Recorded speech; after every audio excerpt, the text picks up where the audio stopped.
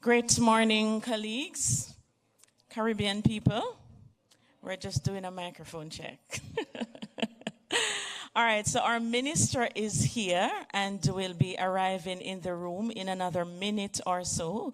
So I'm just going to ask us to kindly put away any extracurricular activities now as we enter into another epic day of learning, all right? So the next time you see me enter the stage is going to be our official beginning of day 3 of this very super sub-regional summit. Thank you.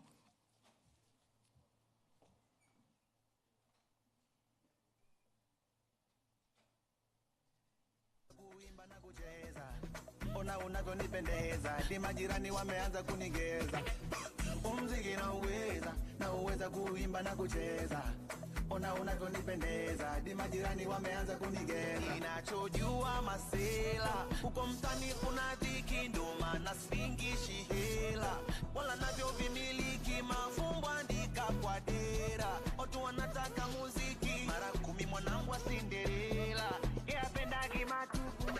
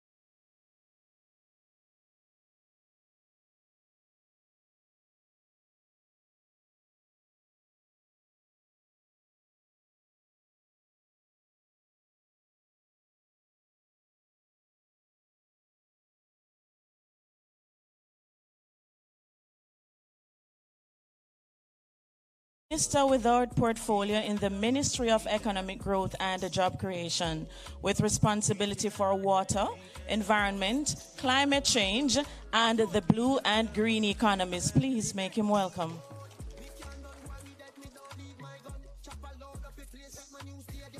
Thank you so very much. Senator, the Honorable Matthew Samuda, Minister without portfolio in the Ministry of Education, in the Ministry of Economic Growth, and Job Creation, with responsibility for water, housing, water, environment, climate change, and the blue and green economies. Dr. Tanisha Ingleton, Managing Director of the Heart NSTA Trust, Miss Ann Postuma, Director, Inter-American Center for Knowledge Development in Vocational Training, ILO CINTERFOR, and other representatives of ILO CINTERFOR, Mr. Anderson Eastman, Chairman, Caribbean Association of National Training Agency, CANTA, and other representatives of the Caribbean Association of the National Training Agencies, CANTA, members of the visiting delegations, Antigua and Barbuda, Barbados, Dominican Republic, Grenada, Guyana, Haiti, St. Kitts and Nevis, St. Lucia, St. Vincent and the Grenadines, and Trinidad and Tobago. Executives and staff of the Heart NSTA Trust, members of academia, representatives of partners of the public and private sectors and civil society, other specially invited guests, representatives of the media. A very great Friday Jamaican morning to you all. In the Caribbean, when we say good morning, everybody gets excited. Yes, and I learned yesterday, was it from Guyana, that if you say good morning, you will have to tell what's good about the morning. So yes, we are learning. Welcome to day 3 of the Heart NSTA Trust Sub-Regional Summit in collaboration with the ILO CINTERFOR. I am K. Marie Forbes Robotham, your Master of Ceremonies for today. On behalf of the organizing committee, I extend sincere appreciation for your presence and participation in championing the theme, Technical Vocational Education and Training, a pillar for economic and social change in the Caribbean. For the past 2 days, we have been subconsciously immersed in the best of TechVoc. Who recognized? Everybody did. From the sumptuous mouth-watering meals, to the decor of the room, to the lunchtime break that we had on day 1, the lunchtime concert, yes, to the epic TVET dance that we had yesterday, which was led by our own moderator, Master of Ceremonies, Dr. Marcia Romande. I think we should give her another round of applause, even to today. I believe yesterday is still resonating with us. We have had 2 explosive days of learning. Wouldn't you agree? Today is going to be even better as we transition from 2 full days of looking at where we are currently with TVET and how we plan to move TVET ahead, not just in Jamaica, but right across the Caribbean. Today, we're going to now transition to look at how climate change, the big elephant in the room, ladies and gentlemen, is affecting everything that we have to do. If you may allow me to take you a little back to the month of August, where we have the Hawaii and Maui fire, where over 115 persons lost their lives. Ladies and gentlemen, we would have seen that climate change is no joke, all right? And so in the interest of time, our minister is here with us, and we want to ensure that as best as possible, we maximize the time. Time is productivity, right? And so allow me to introduce to you our minister without portfolio, the Honorable Matthew Samuda. Senator the Honorable Matthew Samuda currently serves as Minister without portfolio in the Ministry of Economic Growth and Job Creation. He is assigned portfolio responsibilities for water, environment, climate change, and the blue and green economies. Minister Samuda's political experience includes President of Campion College Student Council 2002, service to the National Student Council Interim Management Committee 2001, Vice President of G2K 2011 to 2014. Minister Samuda was honored with the privilege of serving Jamaica through his appointment to the Cabinet of Jamaica, which is the executive arm of the state. This had followed his appointment to the upper house as a senator. Over the years, he has been consistent in abiding by the principle of environmental preservation and protection. In 2016, he led the tabling of a private members' motion in the Jamaican Parliament, which resulted in the ban on single-use plastic and styrofoam in 2019. Ladies and gentlemen, I believe this is the great time to welcome Senator the Honorable Matthew Samuda. Please, in true Caribbean fashion.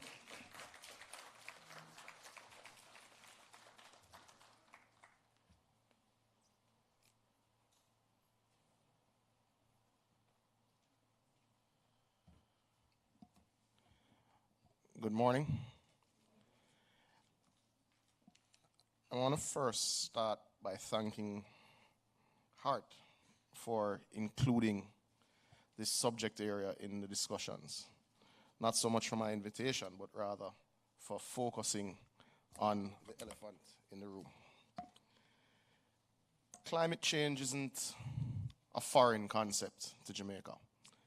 It's not a future contemplation. It is our current reality. The facts for Jamaica is that our climate has already changed.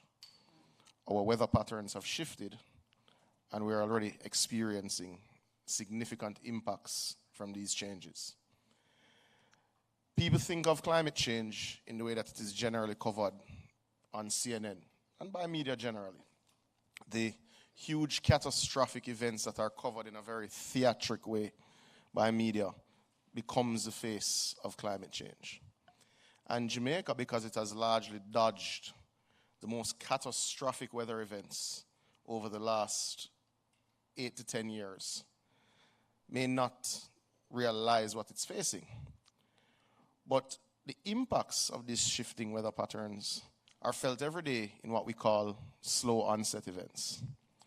So in the Jamaican context, and why I think this is the elephant in the room, we must remember that 70% of our population lives within 5 kilometers of the sea, usually in low-lying areas. So what has been the impact thus far? Well, we have lost some coastline, and we know what every inch of our coastline is worth. But that's the visible part. What we don't see but we're experiencing is saltwater intrusion in our wells. We're experiencing deteriorating soil quality. We're seeing reduced pollination rates. We're seeing increased warming and heat, and it is already having impacts where you're creating extreme weather events. And we think of extreme weather events as a category 5 hurricane. We don't necessarily think about it in the context of having a month's amount of rain in 2 hours. But these are the sorts of experiences that Jamaica is already having. Now, why is it important for us to understand what is taking place? In October of last year to March of this year, being October 2022 to March 2023, Jamaica received cumulatively the lowest amount of rainfall it ever had for those months. Every month for this calendar year thus far has had less rainfall than the previous year and than its 30-year average except June, which had 2% more. In July of this year, Jamaica recorded its highest average temperatures ever for July. In August of this year, Jamaica recorded its highest ever temperatures average for the month of August. So you broke temperature records in 2 months. September, you tied your temperature records. So there can be no doubt that Jamaica's climate has changed, or that the changing climate is already impacting Jamaica. There is no water system that contemplates significant reductions in water supply. Water, as we all know, is the basis of human life, but it is also the basis of economic activity. And we are already seeing significant impacts on our water systems. Now, when one contemplates that in Kingston, in February of this year, Jamaica, we would have experienced 8% of our 30-year average rainfall. Not 8% below, 8% of total, after having 18% the month before. So you get the sorts of calls after you've had 2 afternoon showers, which really are drizzles when one remembers what the sort of rainfall was before. Oh, well, why don't I have water? Well, because in February you had 8% of your 30-year average rainfall. So with the rains that you've had prior certainly to last week, you would not have had sufficient recharge of your natural water systems across the country. However, because we do measure it and we have digitized our water network, we can safely say that most of the country within the utility footprint, which is about 75% of citizens, were able to receive 16 hours of water daily from last year, October, until September of this year, despite the significant disruptions in our water supply systems. And that has come on the back of much investment. But where does climate change tie in with what you're discussing? The reality is what climate change has exposed is significant vulnerabilities in our infrastructure and in our economic construct. And the reality is, whether we like it or not, whether we want to change fast enough, climate change has given us its own deadlines and its own timelines. We must build resilience into our economy. We must build resilience into our infrastructure. And that can only come from greening our investment process and from sufficiently skilling your population to build in that infrastructural resilience. And that, I believe, is where we tie in. The first thing that I would like you all to be aware of is that Jamaica looks at its public investments through the climate lens. Jamaica was first in the developing world last year to launch what is called the JSRAT, the Jamaica Systemic Risk Assessment Tool.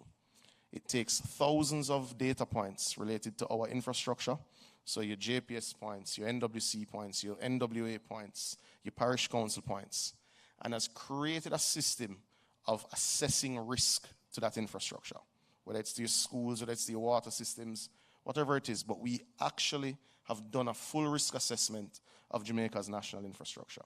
And that is a part of the public investment appraisal system that determines where money should be invested and in what order of priority. Only developing country to have completed this. This project was done with the University of Oxford, the CCRI, and funded by the Green Climate Fund. So Jamaica is looking at its infrastructural investments through the risk assessment tool, unique for the developing world. We've gone further. We've been investing significantly in the Met Service, in the fire brigade, in its predictive tools. Last year, we launched what is it's called the Bushfire Index, but for all intents and purposes, it is a predictive tool that forecasts likely wildfires. And that this year, despite having the lowest rainfall that you'd ever had in the early months of the year, and having significant capacity issues at the fire brigade, we were able to position our resources closest to where fires were likely to happen based on heat, based on dryness, based on the moisture in soil. And that reduced the impact of forest fires significantly this year. We've been investing in the predictive capacity of the Met Service. We've launched a weather app that is being used by farmers right across the length and breadth of the country. It's being used by our fisher folk, and it is helping us to plan. But with all of this planning and all this analysis, there are 2 elements that must come together now. And one is the financial capacity to invest in the infrastructure that we need. And Jamaica is moving apace in ways that the rest of the Caribbean is unable to. And that doesn't mean that we're not fragile, that our economic recovery isn't reversible. But it does mean that we should acknowledge that we have financial capacity that we didn't have 10 years ago. And because of that capacity, it is why Jamaica has signed a $764 million fund with the IMF, which is not a bailout in the way that we used to have to engage. It is a resilience building fund. So for the first time, you have access to funds to start to build in that resilience. The question for us to answer, and what I hope will be an outcome of your discussions, is do we have the capacity to deploy that capital in a way that builds that resilience sufficiently? Have we benefit, or rather, do we have the benefit, certainly, of a local contractor base that can deploy that volume of capital in a manner that gives us all as citizens and taxpayers comfort? And a contractor, just like any business, will be as good as the technical staff that it has. It is why the role of HEART is so critically important to the fight of climate change. We'll always have challenges. Every developing country has challenges, but you have a unique opportunity now where you have the fiscal space to make a go of it. Not sufficient to deal with all your challenges. That's not at all what you want to take from this conversation. But you have sufficient resources to make a credible go at it, to ensure that you use the analysis and the studies you've done in terms of where your greatest risks are for your infrastructure to make significant investments between now and 2030.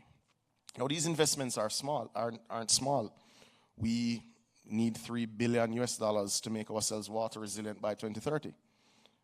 We are in the middle of $700 million of transactions that will be deployed between now and 2030. Annually, based on the work program, some of these infrastructure projects will take 5 years. So we still have a funding gap. I'm not at all wanting anyone to leave and say we don't have a funding gap. But $700 million of infrastructure in water was not contemplatable 10 years ago. But how is that going to be done? Does Jamaica have the technical staff to do the contract work that we require to build our infrastructure? And the answer is no. We are seeing the labor shortages right across the length and breadth of the country. There is still a mismatch in terms of job availability on the North Coast versus labor availability on the South Coast. And that is an issue that we have to work through, and we do have to look at how we connect demand and supply. But there can be no illusion that we do not have sufficient technical staff. And with each crisis, there's an opportunity. And that opportunity, we believe, for Jamaica must be led, the charge must be taken by HEART. Ultimately, you will need thousands more welders than you have. You will need at least 1,000 more engineers than you have. You will need more architects. You will need more masons. You will need more carpenters. It is hard infrastructure that is required. Now, it doesn't mean that there aren't nature-based solutions, and there are nature-based solutions that we're pursuing. That's just not for the discussion this morning. It's not that I'm going to go build a seawall in southern Clarendon across the length of its coastline. That's why we're replanting 5,000 hectares of mangroves that have been degraded over the last 5 years. Because there are nature-based solutions that don't require technical staff. But for instance, if you're to de-risk the investment that already exists in downtown Kingston, we must invest $280 million in coastal revetment. The staffing would be a challenge to build that wall locally. We must increase the capacity of our citizens to benefit from the investments that we will make in the construction industry. We must increase the capacity of our citizens to not just build Jamaica, but to build the rest of the Caribbean. We have that opportunity. We have that opportunity. The question for us as leaders in Jamaica is going to be, how do we sufficiently explain the opportunities that these risks create and get people to forward plan, to commit to the courses that you have to ensure that their skill sets meet these opportunities where they come. But the opportunities are there. With each problem, opportunities are created. So, if I was to ask you, what would you take from this discussion? The risks are grave. Time is running out. We do have a chance to significantly move faster with our adaptation, which is how you build in the resilience capacity, but it will take investment and it will take labor. And that labor must be skilled. Must be skilled. So in the climate change fight, you have as much role as anyone else. I thank you.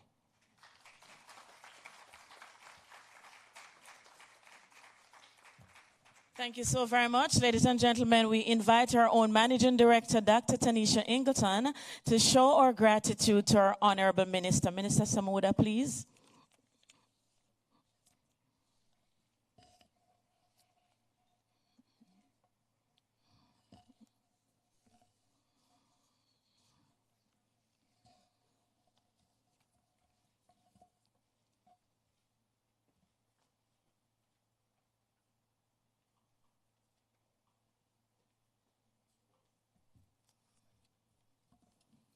And as he go, I invite you to please give him a Caribbean round of applause. Come on. Thank you so very much. That was a power-packed, brief, concise, but yet so effective presentation that we can take so much from, ladies and gentlemen. Time is running out. We heard it loud and clear. That was also an invitation for every country, every person represented here today to join the fight against what is happening in our climatic conditions. In every crisis, there is an and that is what we're going to take away today. All right? We know the morning is still young. We will have a coffee break. However, before we get to that, ladies and gentlemen, we're going to transition nicely into our other presentation, which is going to be looking at relinquishing our fears and upskilling for the green economy. And with that said, let me introduce to you our speaker for this section. We have Mr. Perry Thomas. Mr. Perry Thomas is president of TVET Council St. Lucia, and as a seasoned professional with a strong history in management, Mr. Thomas have effectively applied skills to developing and implementing the framework needed to establish operational controls, administrative processes, reporting procedures, expanding business opportunities, liaising with internal and external stakeholders, and managing human resources to achieve efficiency and to maximize productivity.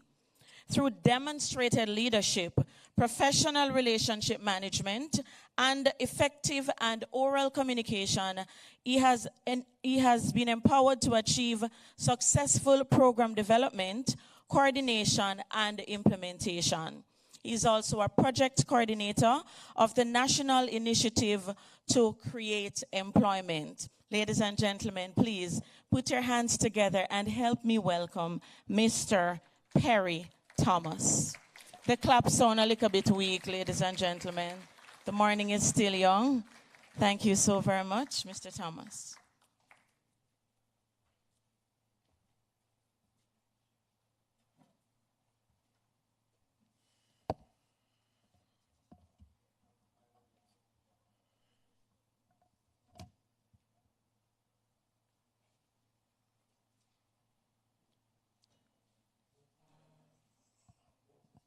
Bonjour. Good morning, everyone. Madam Chair, Mistress of Ceremonies, permit me to adopt the protocol that has already been established in the interest of time. Ladies and gentlemen, it gives me great pleasure to be here at this summit, and I must say I am like a newbie in the TVET realm. I've just in May assumed the responsibility for the TVET awarding body in St. Lucia, which is the St. Lucia TVET Council. So some of my responsibilities are not new, but some of them are new. But in general, I fit very well with what I do. And so today, as I present the perspective, St. Lucia's perspective to you, I do it because in a conversational way, in the simplest way, because we have to understand that as we go through the changes or the transitions or the transformations that we are speaking to an audience that needs to hear us in the simplest form. So sometimes when we speak in the technical language, they don't get it. And it takes a longer time to deliver what we are looking at. So 758 perspective, and for those of you who don't know, 758 is our area code. We speak of the green economy, and that is not new, because way back in 2012, coming on the heels of the summit, the climate summit, the term green economy emerged in a formal way. And so we saw the green economy as an instrument for attaining sustainable development and growth, a method to reduce unemployment and reduce poverty. But as you could see, based on what is up on the screen, a very important aspect of this is that it demands from us a major shift in our thinking and our skills acquisition. And as I go through the presentation, I will focus on the skills acquisition element of it so that we can understand that we are in a dynamic that is not, it's ever changing. And so our responsibility is to recognize the primary objectives of it all and also the secondary objectives of the green economy and the transition that is required. I'm using the word transition because in Rodrigo's presentation yesterday, he made a fundamental point, recognizing that there's a difference between transition and transformation. And so transition here speaks very much so to us, meaning the human element of the green economy. For us in St. Lucia, we, under the climate adaptation plans that we have established the National Adaptation Plan for a 10-year period, 2018 to 2028. And it focuses on 8 key sectors within our economy. And those 8 key sectors drive growth, employment, and all that we are in terms of the economic realm in St. Lucia. However, before I get to that point, it is important to recognize that that plan is complemented by what we call SASAPs, meaning the Sectoral Adaptation Strategy and Action Plan. And within SASAPs have established plans for every sector that is listed here. But for us now, in this context of this presentation, there are 3 sectors that we'll focus on, and that is agricultural, fisheries, and tourism. Because as from a TVET perspective, this is where most of our action has been. So having placed before you just those simple background, where are we going, right? And if all of us remember this phrase, going where no one has gone before. So, we're talking about green jobs, right? Green jobs. Green jobs reduce the environmental impact of enterprise and economic sectors to the level that is sustainable.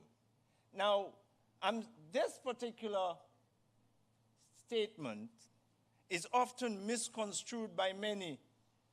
They think of the elimination of impact completely. Elimination of impact cannot be complete. There will always be some level of side effects. However, we have to mitigate it. The challenge, however, in creating green jobs is that we have to define what jobs, what sectors, what causes are required to actually facilitate the coming of those skills. And so it is a task that we in St. Lucia have been at for a while since the establishment of the NAP, the National Adaptation Plan. So our green frontiers in St. Lucia. I want to focus on these 2. They are numbers, but in the interest of time, we can't go for every single one. So for us in St. Lucia, green jobs in the area of energy production and utilities, it is a feature that can be handled at this point in time. Now, all countries represented in this room is affected by this at this point in time, because as I went through night before when I went looking for chicken, I observed that your lighting systems and your public lighting had changed to the new LEDs and so. And the same is happening in St. Lucia. But the question arises that while we have all of this happen, who in our labor force is equipped to maintain them, manage them, okay? Who? Do we outsource them? Do we outsource that service?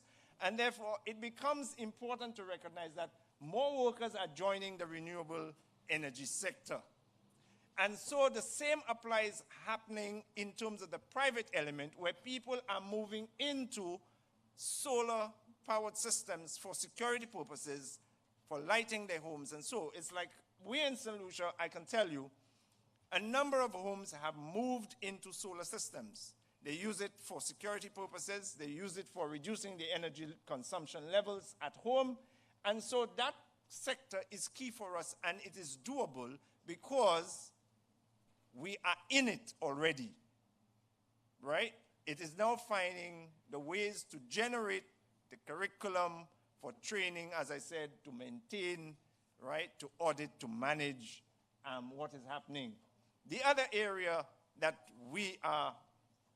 our eyes are on is transportation. Now, the same way as I drove around, I saw, just like in St. Lucia, those vehicles that are called the hybrids.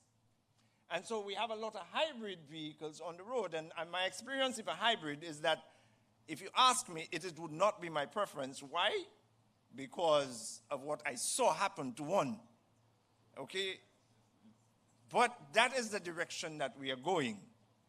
However, do we have the skills within our workforce to maintain? And I can say that before government policy was instituted to allow for hybrids to enter the market and encourage, and the banks right now are encouraging persons to purchase hybrid vehicles, right?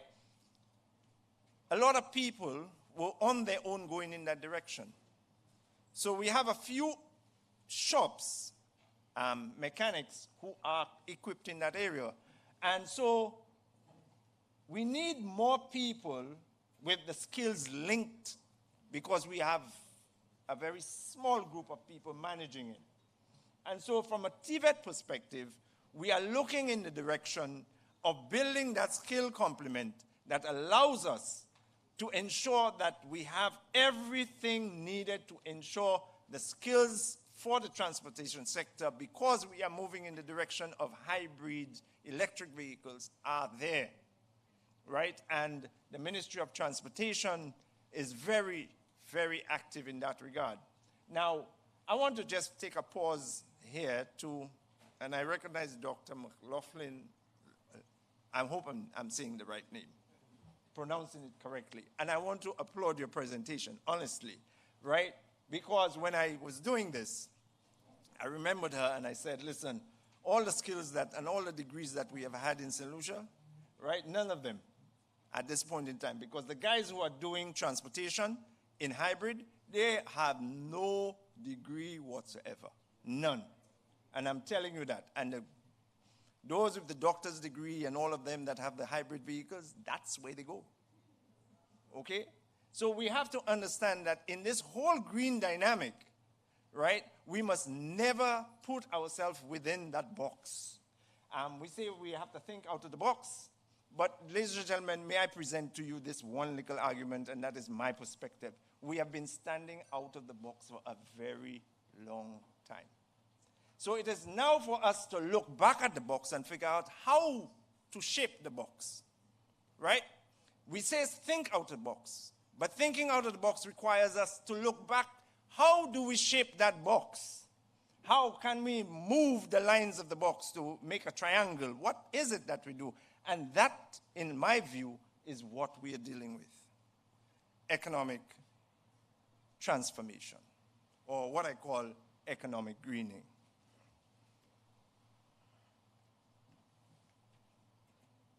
Okay. On the heels of a GIZ mission 2023,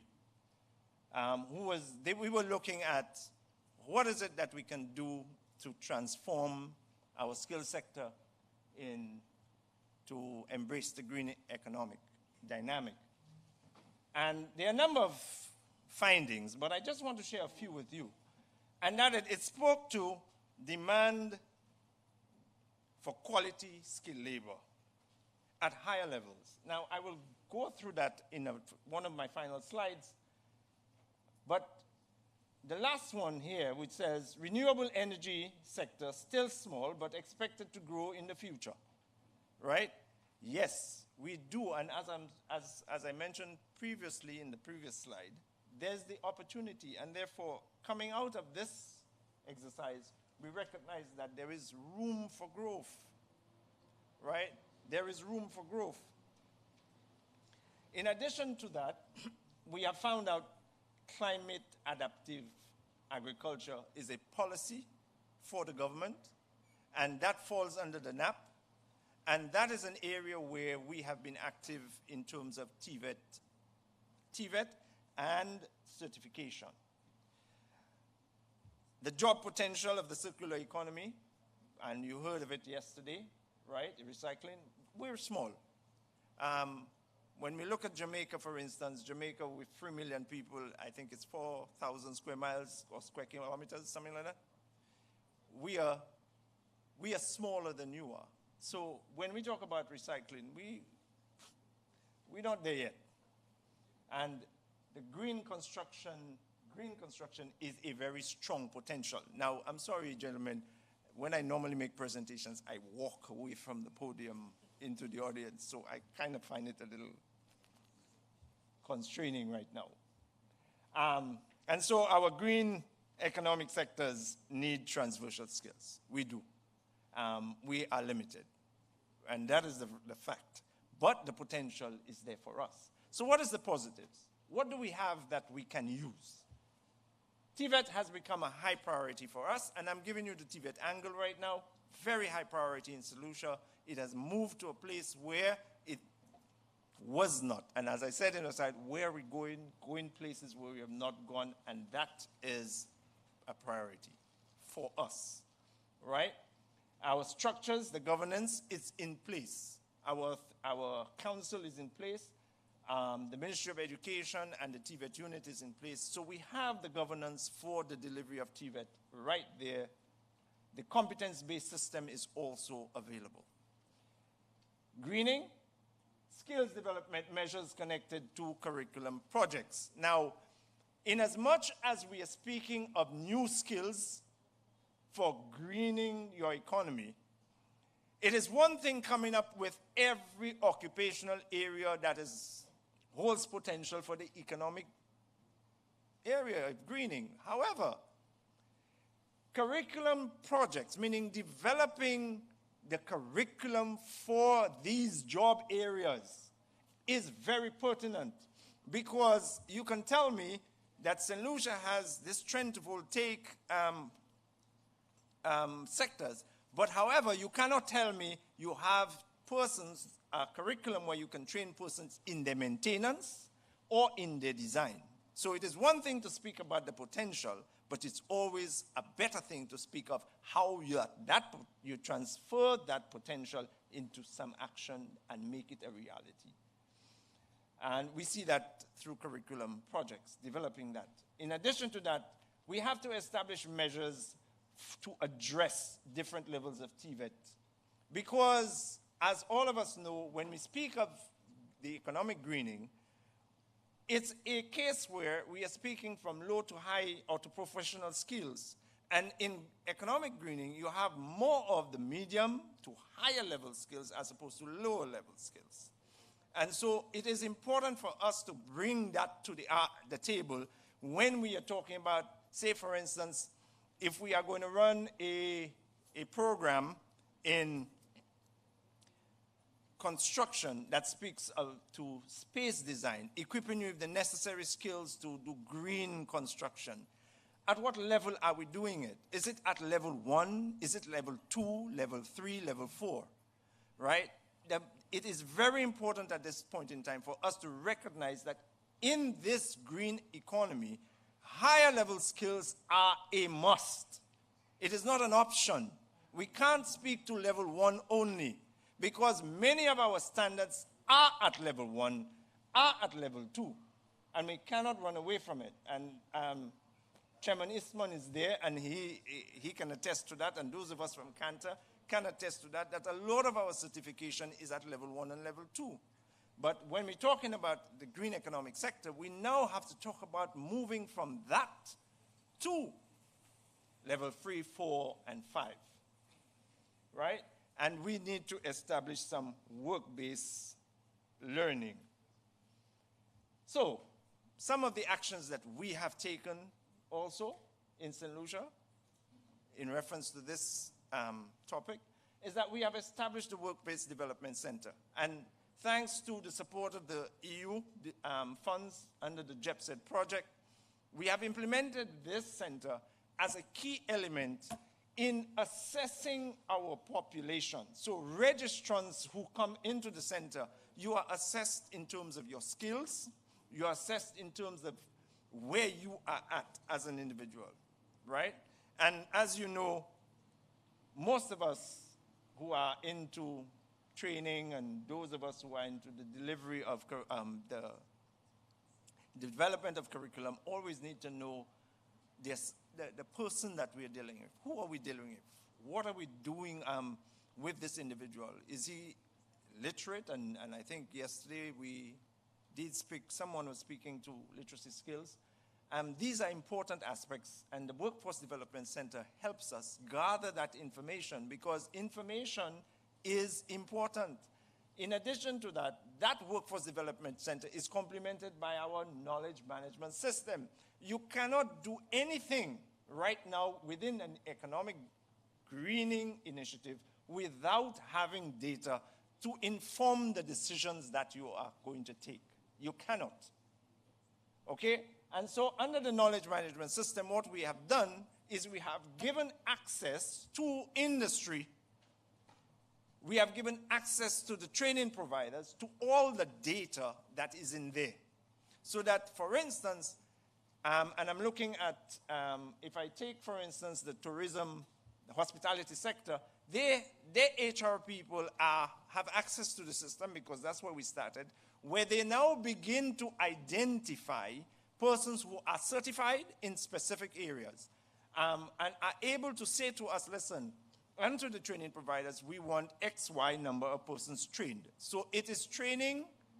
Coming out of that, training is then delivered according to the sector requirement, not in terms of what the training provider wants to offer, right? And that is one of the key features of this system. In addition to the Workforce Development Center and the management system, we have partnerships with sectors that now feeds into that system. They would then enlighten us as to certain curriculum that's available. They would enlighten us or have discussions with us in terms of the development of our IACs, our industry advisory councils, likewise collaboration with other industry. Now, I'm speaking of collaboration in a way that we now, in as much as we are speaking to IACs, but we have now realized, or not we are realizing the importance of ensuring that partnerships and collaborations with industry don't just go beyond, it goes beyond the boardroom. It goes beyond sitting at the table and having a discussion and bringing them into an actual training, right, that is going on, for them to begin to say, hey, listen, what you're doing, you can modify this, you can include that, you can minus this. And so in that way, whatever we are delivering to the labor market is the requirement of industry.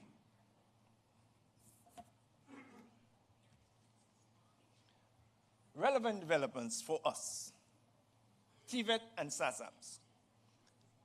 In the sectoral plans as under the NAP, we have actually implemented TVET training programs for fisheries, agriculture, and tourism, as I mentioned earlier. One of the fisheries element, and if I may just take the few moments to say that under the climate adaptation plans and some of the measures that were developed, coastal impact of climate change on coastal resources was centered highly.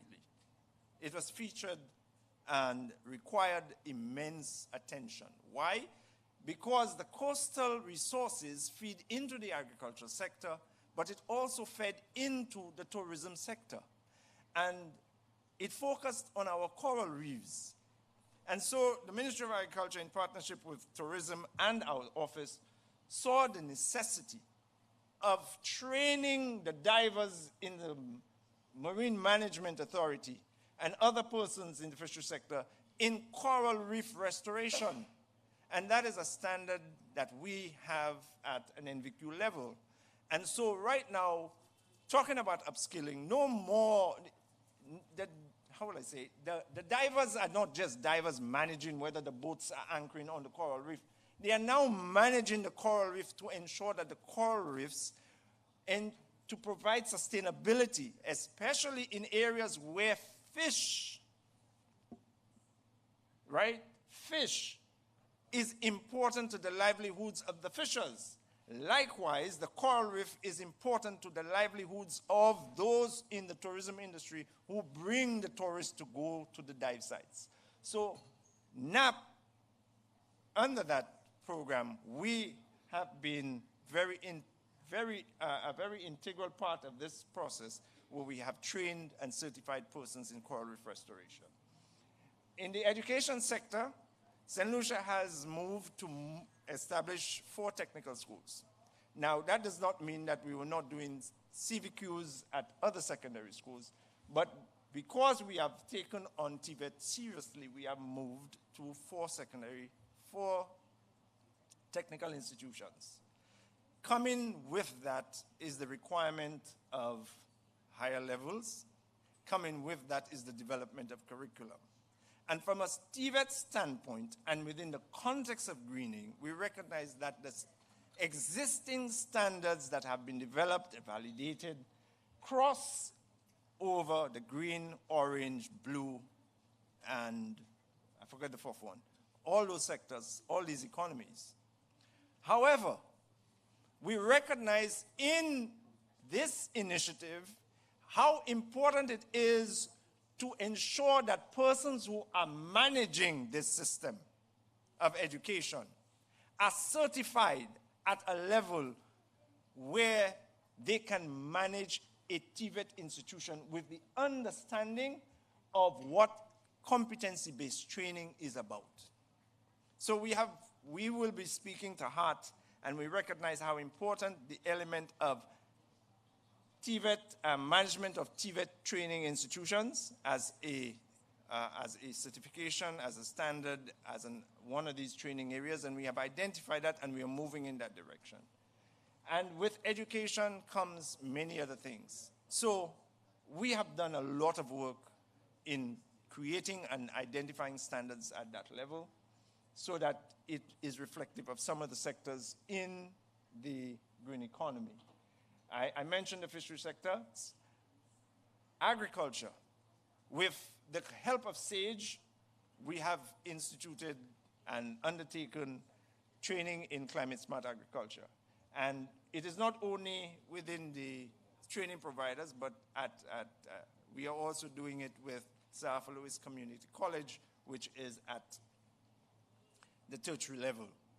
And in tourism, the same applies. Now, one of the interesting things about tourism is that we have a training right now in terms and a SAGE, and SAGE was very instrumental in bringing that about in terms of partnership with industry, where industry provides the apprenticeship and where we come in and certify. But that particular one speaks to the green economy and that it speaks to extraterrestrial areas. Now, for me, when I came into the job and took on the responsibility, I was told about it. So I was like extraterrestrial areas. So, you know, I'm a Trekkie, eh? So the moment I hear extraterrestrial areas, I'm thinking space. So then I'm asking the training officer, okay, tell me more about it. She says, yeah, we are training in ensuring that green spaces are maintained. And I'm like, okay, wow. So tourism, we are involved in there, and the skills required for the reduction and the effects of climate change, all of that is included in this extraterrestrial stuff that we are doing. And so we are on the road to doing a lot. And yesterday you heard, and I was pleased to hear the minister spoke of the foundation, building the foundation and going up. And that is what we are doing in St. Lucia. We may not have everything right now, but in order to get there, we have to build a foundation. And so we are doing it slow but sure, and working alongside government and the programs that they have established under the NAP and the sectoral plans. So we are not without any, we are not free. We're not doing it willy-nilly. Our systems are in place, the governance systems are in place for the delivery of the mechanisms. So we are now on the road to doing a lot of things that will help us transition to the green economy. And so at the same time, make transformation from within our institutions as well. So ladies and gentlemen, with that, I say, merci, merci, and thank you.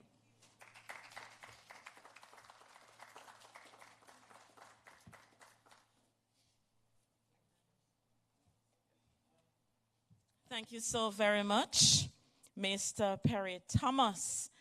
Ladies and gentlemen, it is only fitting that we ask our own Shorna Newsom-Mary to extend gratitude to Mr. Thomas on our behalf.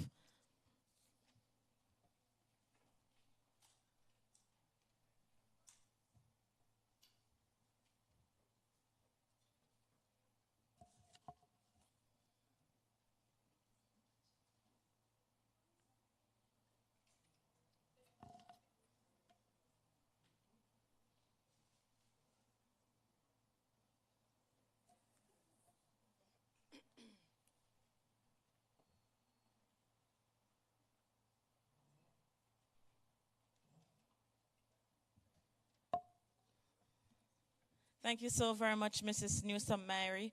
There were so many takeaways from that presentation. So many powerful nuggets. How do we shape that box? It is very interesting that Mr. Perry brought up the fact that our men are in TVET and not necessarily heading to universities to pursue the doctorate and the bachelor's and the master's. And I thought it was a relevant point to point out in this summit, because ever so often, ladies and gentlemen, we can go back about 2 or so months back. There was an article in our newspapers referencing 84% of females graduating from universities. And it stopped there. But there was no reference to say what or where our men were. And so what happens is it allows for a very dangerous perception that our men are either wasted or doing nothing. When the truth is, ladies and gentlemen, we see them pour into the halls and through the doors of our TVET institutions. Right, so we need to big up women and give them a clap. Come on. Ladies, please clap them louder. When it's your time, we do clap. Thank you so very much. I believe a study needs to be done for us to really get a balanced conversation on where are our men, and not just draw hasty assumptions that because they are not graduating with the PhDs and the masters and the first degrees, they are being wasted. The other thing is, ladies and gentlemen, we would have heard our minister before, Mr. Perry, mention that what Jamaica will need, or the region will need, are skilled workers. Talk to me. Aren't we talking about TVET? Right. We will need skilled workers. And so the task before us is huge. But guess what? With SDG number 17, partnerships for the goals, we will get there. Do you agree with me? Thank you so very much. So at this point in time, we will invite our other presenter, Dr. Charlene Sharp.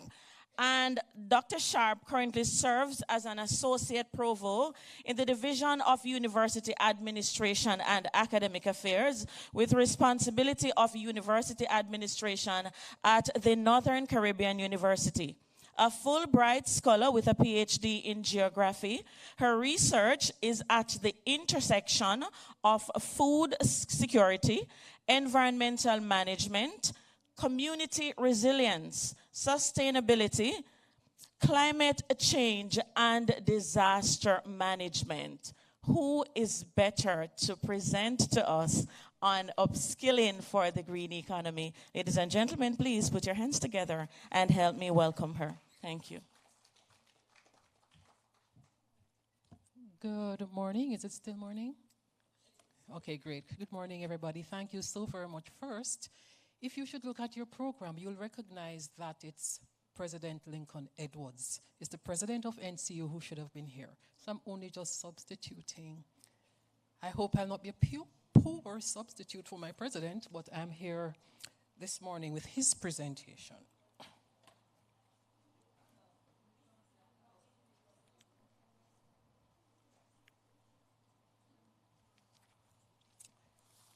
So let's start the conversation.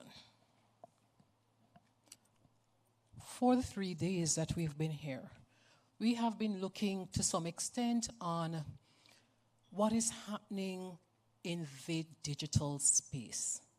We have been looking to some extent on where it is we are going as a nation, as a region. Interestingly, in September, McKinley Global Institute, which you know is this huge research-based institute, they had a podcast, and they're looking at generative AI. How is this changing how we see work? How is this changing how we approach the labor market? Would you believe that we are not the only persons having this sort of conversation? Right across the world at this moment, persons are recognizing that since generative AI, Gen AI as they call it, since it made its appearance in about March of this year, conversations about work would have changed. If that is happening, we're also saying, place the green economy into that conversation. And are we thinking that we are understanding the future? Can we plan for this new future, given automation, given AI, given the green economy? I'm going to try to do my presentation, I'm told, in 8 minutes. So let's see how well I can do that. I heard Dr. McLachlan speaking about her useless degrees. I don't know to what extent any of us outside of persons in the STEM area can say that we do not need upskilling, reskilling, multi-skilling, all of us. I have 4 or 5 or 6 degrees too, and they're in STEM too, but I too will need to be reskilling and upskilling to be relevant because things are changing so quickly. By the time you think you have learned something, it is no longer relevant, it is now obsolete. Now within the industry, they would have recognized that what is shrinking would be your customer service, your production, your manufacturing, your office support. These are the areas that are shrinking. What are the areas that are expanding? Healthcare, STEAM, transport, infrastructure. The entire US economy now is being propelled because they are rebuilding their infrastructure. Their infrastructure is quite old, the bridges and the roads, etc. And they're deliberately using this green approach to ensure that they can push this new economy. Where Jamaica is concerned, as a region, just given where we are positioned as a region, you know that we are going to be in trouble climate-wise. And we are recognizing, as the minister stated today, that because of what is happening climate-wise, we have to be much smarter in how it is that we are approaching how we see our future. What I want you to take away from this is, one, greening the economy is nothing new to Jamaica. Even before 2012, we were thinking about renewable energy. We were thinking about sustainable agriculture. Before 2012, we were doing quite a number of things in that regard. And our national plan, Jamaica Vision 2030, the green economy is embedded throughout the plan. And that plan is linked to the Sustainable Development Goals. So as far as Jamaica is concerned, we are on the path to understanding and getting our economy where it needs to be. Here where the problem is, though, we're not understanding the notion of economy and what this new green economy could possibly mean for us. So let me back up by saying the minister stated that he was happy to be here, not so much in his capacity as the minister, I guess, but simply given the function that we're speaking about, the green economy. Well, from NCU, we are here in the capacity of just being here, not even so much a topic, because we are realizing we are a small Christian institution, private. For some reason, persons tend not to invite the private institutions, and I don't know if it's a Christian portion of it. They don't invite the Christian institutions to be a part of the conversation. So we are thankful that you have invited us to be a part of this conversation. We are also very much cognizant that we are not TVET. So it means then that for us, stewardship is important, for us, entrepreneurship is important, but for us, partnerships are also now very key and important, because being the traditional academic sector, higher education is in trouble. We recognize that we are in trouble. So we cannot just partner in areas of our strengths where we're going to be competing. We have to be partnering in areas of our weakness. And so it is critical and strategic for NCU to have partnered with heart, because we have to partner in our area of weakness. Economy as we know it is changing. And so from a philosophical perspective, the question is a new economy possible? The question is, capitalism as we know it must change if the world is going to continue. We are at that stage, that threshold, where we do not have new populations to sell to. The last new one was China. So now that we no longer have that new, we have to find a new product. And that new product is to kill oil and to create something else. That's the green. That's the new economy. And if we kill oil, we now have a brand new economy from which to base this new capitalist structure on which we are building. And once we begin to do that, it means that the very things that we were taught in my time in school, they're going to be obsolete and no longer relevant.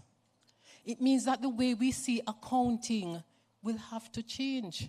It's not the same principles, because it's a totally new way of living, a totally new way of seeing things. And I don't think that we are grasping that this is a new, as my friend would say, paradigm.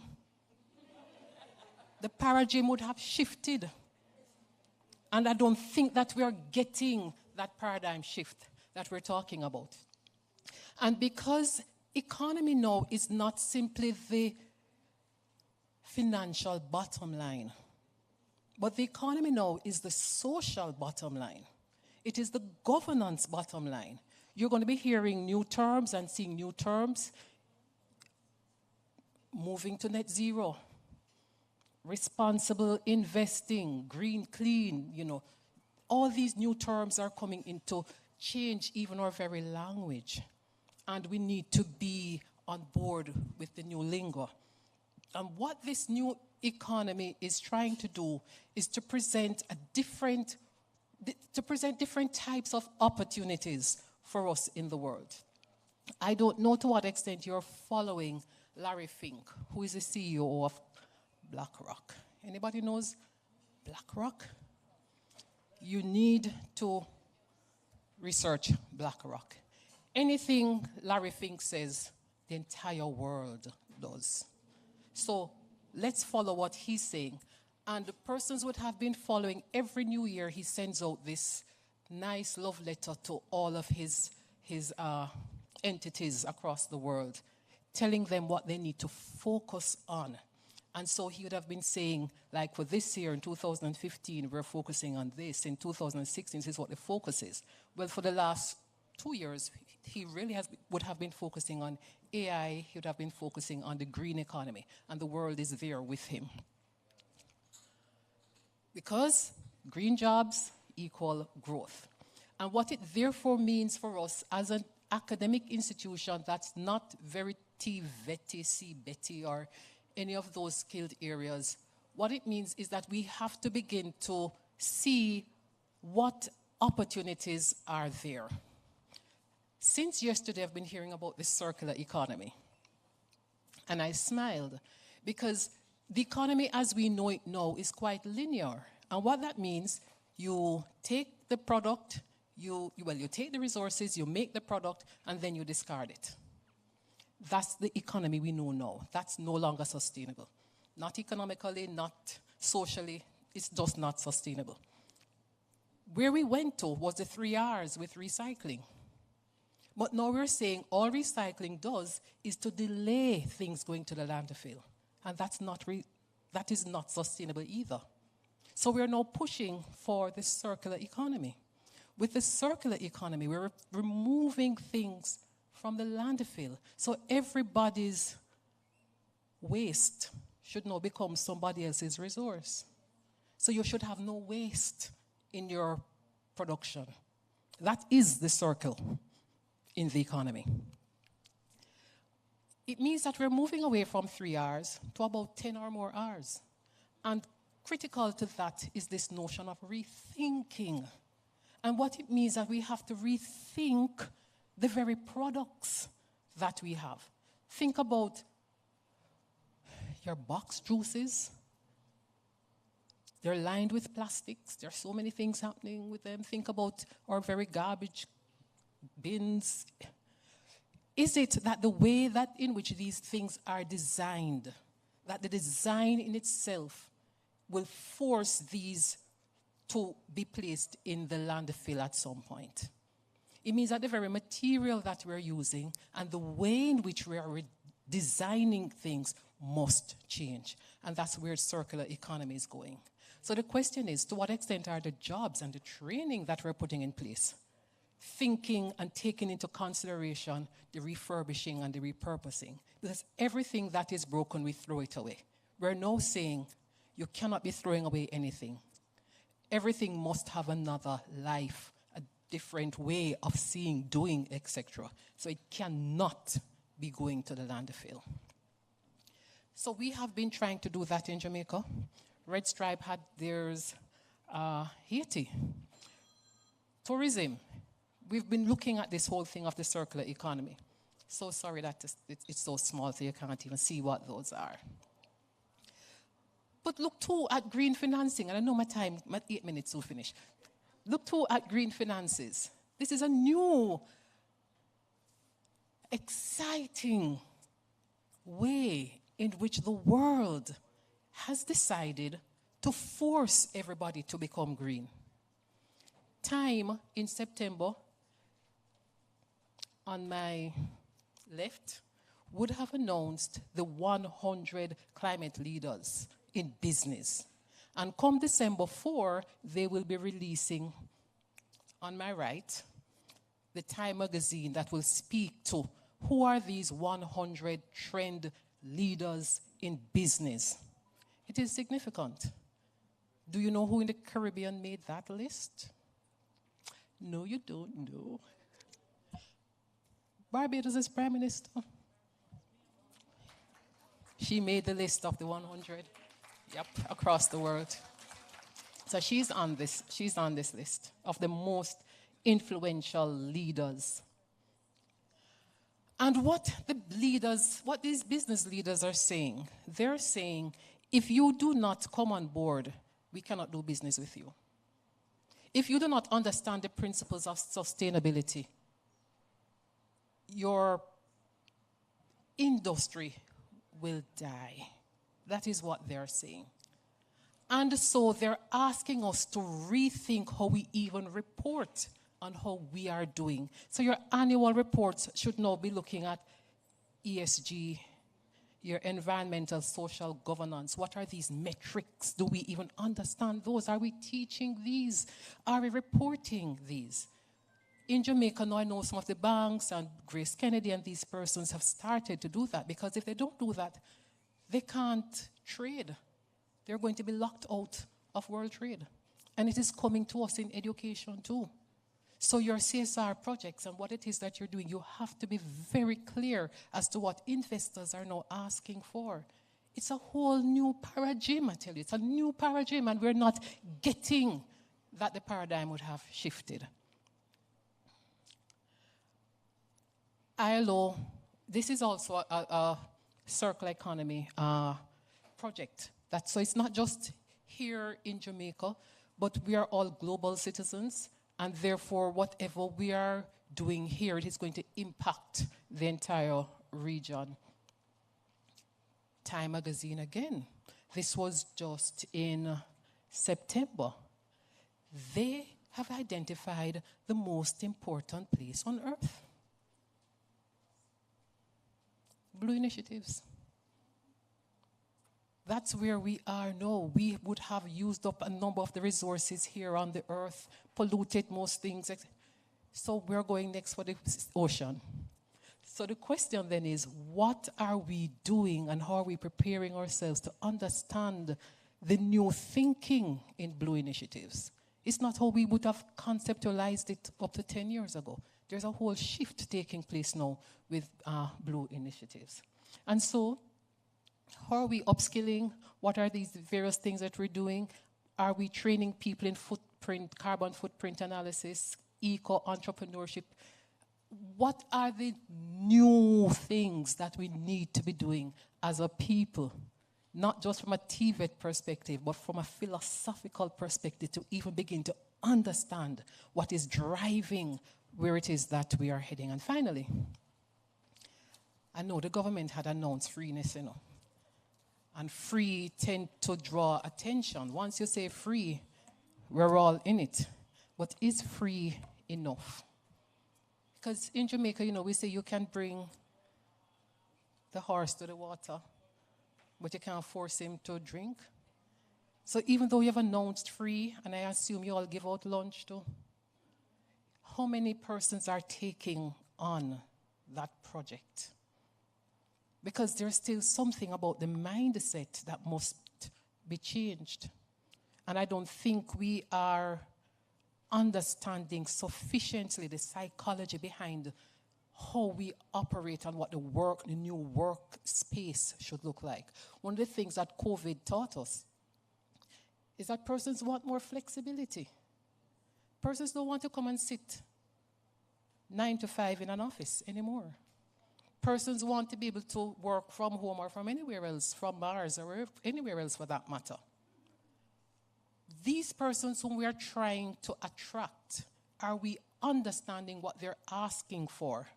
And if we're understanding, who are we excluding from the conversation? Is it the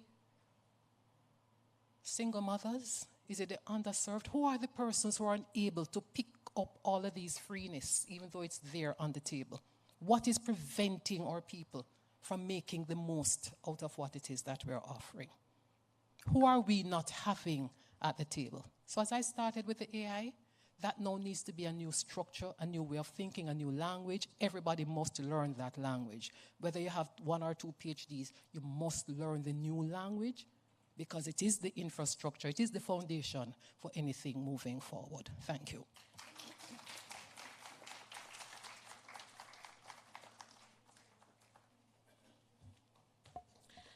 Wow. Wow, wow, wow. Just wow. Wow. Dr. Sharp, let me invite you to come back up here and to stand with me as we invite Dr. Monica Porter-Lewis to say how grateful we are in one of the most profound ways. That was just so powerful. Thank you so very much.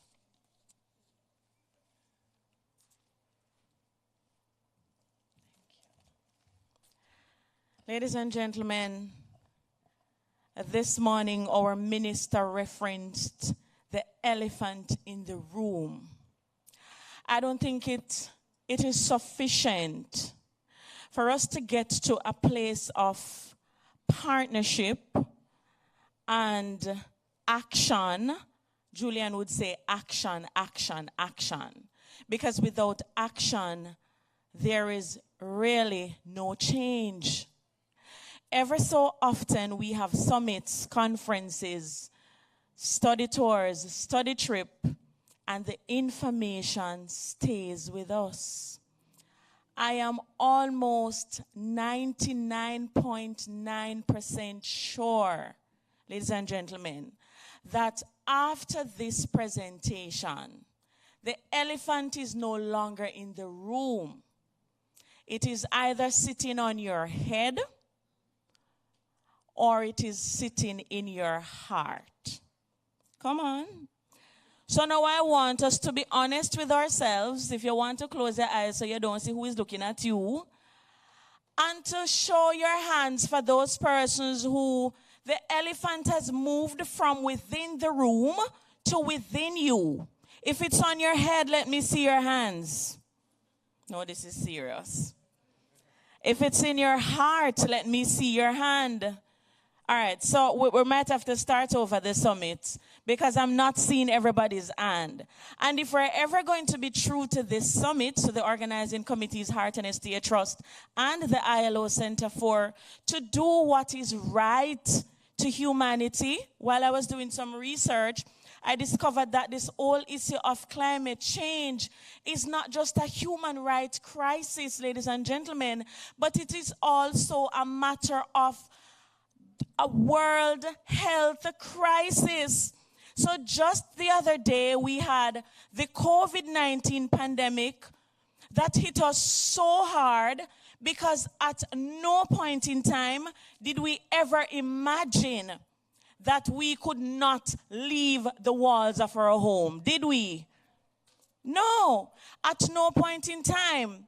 No, I also did a little bit more research and discovered that the net zero that we're all hoping to happen is not happening, colleagues. Larger, wealthier countries such as Germany, who would have made ambitious promise at COP26, 27, 28 is coming up in 7 days from today. We have COP28, which will be held in Dubai, interestingly. But the change that we so desire, if it's not happening at the larger, more wealthier scale, it means that Caribbean countries need to come together more than ever to make it happen for us. That's what it means. So we have another pandemic coming if we do not act now. Everything that we have been discussing since day one is going to be null and void if we do not have any space to implement the big grand plans that we have. We must move to protect the space, whether it's land or sea, that we have.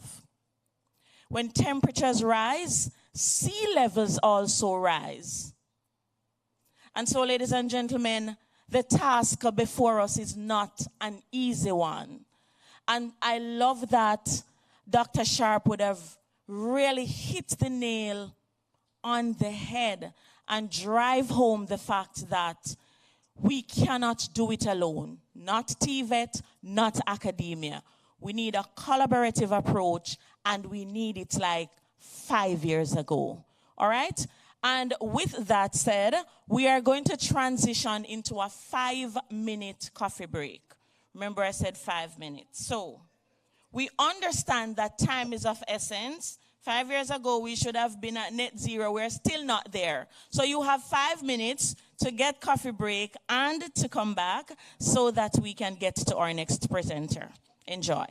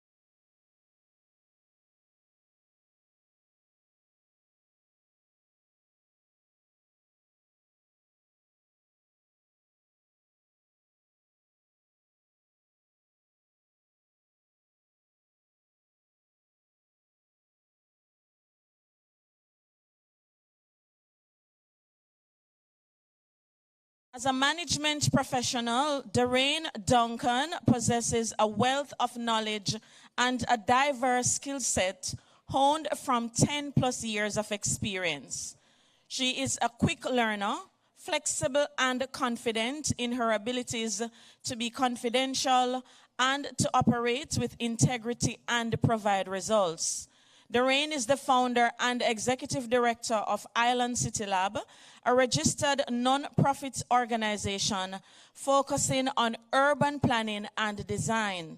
She has a dual master's degree in environmental policy and city and regional planning from Georgia Institute of Technology and a bachelor's degree in mathematics. Island City Lab is an urban planning and design think tank dedicated to contributing to the defining issues facing the urban development of Caribbean towns and cities. Through the creation of homegrown research, digital communication, and community-centered initiatives, they aim to break down silos to advance the resilient growth of the built environment. Ladies and gentlemen, it is only fitting that we put our hands together to welcome our next presenter, Miss Doreen Duncan. Please, thank you.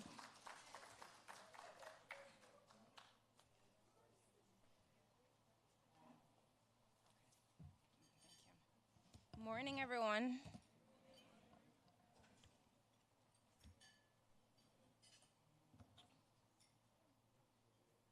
So thank you for the introduction and thank you for the invitation as well. As a person who's in the environmental field, I'm very happy that this is a topic that's taking place during this summit.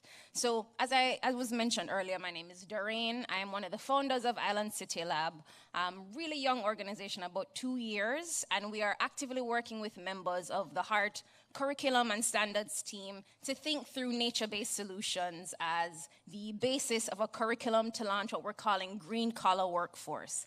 And for us at Island City Lab, when we say green collar, it means skilled technicians and tradespeople who are knowledgeable about the scale of the climatic and environmental issues that we are facing as an island, and are also armed with a set of tools and best practices that both restore, protect, and manage environmental systems, and thereby improve the safety and well-being of our communities.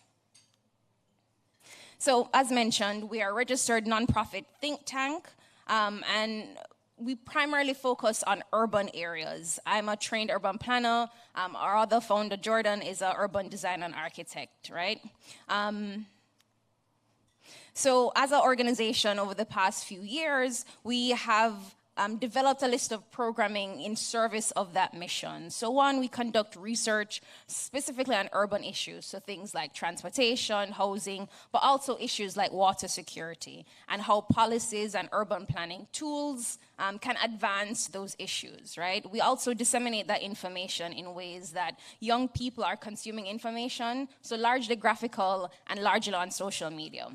The third thing is that we also have a blog where we solicit contributions and perspectives from young people who are operating in the built environment on issues that they're passionate about. And then lastly, we host forums and online webinars where we convene stakeholders across the Caribbean to talk and tackle some of these, very difficult issues across our cities. So last year, we were invited to participate in what's called the Arab Global Competition Challenge, right? It enabled us to work with a team of engineers from Arab, which is one of the largest engineering firms across the world, and work with them to develop an idea around one of these major issues. So we knew from very early on that we really wanted to focus on water as is something that we had studied previously. So we got the opportunity to work with a team from Arab to spend about 6 months interviewing local experts, having workshops with the local engineers, folks at various government agencies to develop and kind of hone this idea for the competition. So throughout that process, we were able to combine our interests and skill sets. Island City Lab, we're bringing to the table a kind of understanding of urban issues in the Caribbean, and our partners at Arab have a diverse experience in resilience and civil engineering, all focused on water. So for context, this is Arup, major global firm of engineers, designers, and experts, and they are dedicated to sustainable development by consulting with governments and businesses. So we are very happy to be able to be in the competition and to access these services for free. So as we, began the competition research process, we started with this context. What happens when water is the source of multiple problems in our city? So when we do not have enough water stored, many of us are left without access to potable water for drinking and sanitary purposes. I'm saying this considering I had water lock-off yesterday. When there is too much water in a short period of time, our communities flood and our economies come to a halt, as we saw last week. And when we live too close to water bodies, our homes and properties are at constant risk. So what became clear as we're learning this information is that these issues, while they're very much tied and interlinked, they're often managed in very isolated ways. There are different government agencies that manage each of these different things, and there are different pieces of infrastructure that manage and are supporting all of these different issues. So traditionally, our water infrastructure in Jamaica and largely across the Caribbean falls under what we call gray infrastructure, right? So things like pipes that push water off our properties, things like gullies that collect rainwater and carry it to the sea, but also things like gutters, drains, dams, and catch basins. We call all of these things gray infrastructure because they are made out of concrete, so they actually look gray. But more importantly, they are man-made engineered systems that we rely on to manage water. But increasingly, as we experienced last week again, the effectiveness of these types of infrastructure is being challenged by our new climate and urban reality. So firstly, and this shouldn't be as a surprise to any of us, right?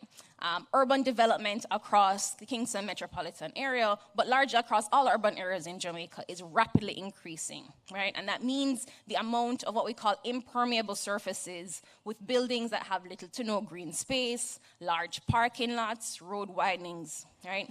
This means that a lot more concrete and asphalt and pavement is being put and paved across our city that allows kind of much more runoff to be spreading across our city, and it prevents the sort of penetration of water that would happen with more natural surfaces.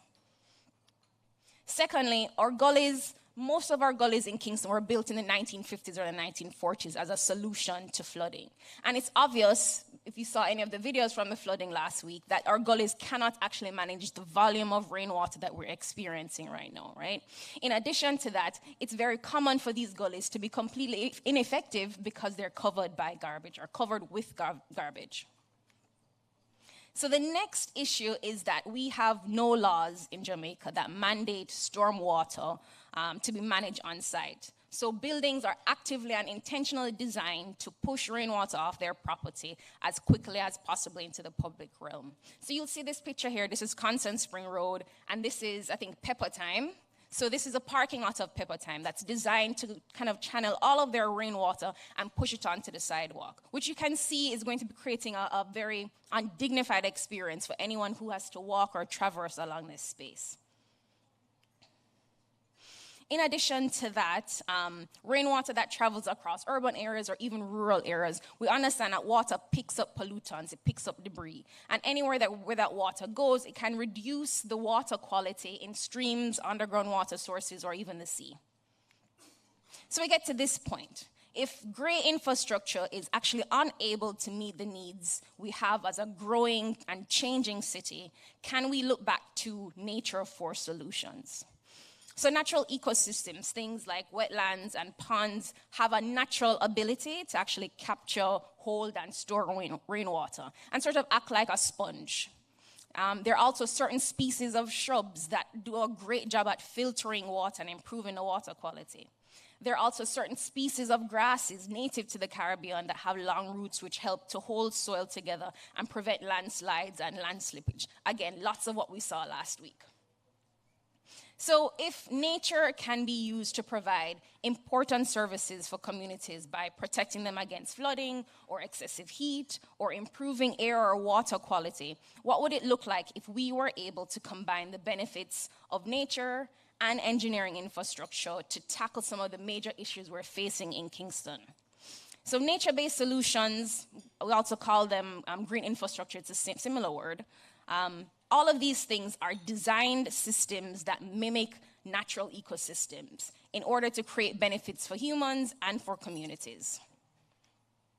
So in practice, it's something like this, moving from a condition like this on Constant Spring Road to a condition like this, where we're actually thinking about how do we use natural species of plants to hold, to store, and to slow down water, as opposed to pushing it further and further down in the city.